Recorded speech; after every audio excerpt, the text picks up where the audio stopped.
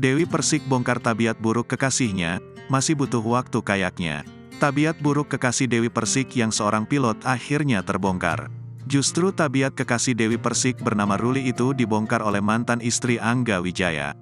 Alhasil Dewi Persik merasa masih butuh waktu untuk membawa hubungannya dengan Ruli ke jenjang yang lebih serius. Apalagi Dewi Persik menimbang pentingnya mengurangi tabiat buruk Ruli. Pedangdut Dewi Persik membongkar tabiat buruk sang kekasih yang berprofesi sebagai pilot bernama Ruli. Dewi Persik mengungkapkan sosok Ruli yang cemburuan.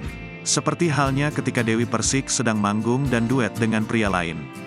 Cemburunya itu loh ya, masih butuh waktu kayaknya. Cemburunya itu kayak, kan aku di dunia entertainment ya, ucap Dewi Persik, dikutip dari YouTube Intense Investigasi, Senin, tanggal 20 Maret tahun 2023. Jadi aku nggak bisa kalau ada cowok yang aku nyanyi itu nggak bisa, sambungnya. Wanita yang akrab disapa DP ini pun berharap agar Ruli bisa mengurangi perasaan cemburuannya. Jadi mungkin itu yang perlu harus dikurangi cemburunya dikit, terangnya. Karakternya hampir mirip papiku ya. Aku merasa bahwa aku itu dibutuhin, kata DP.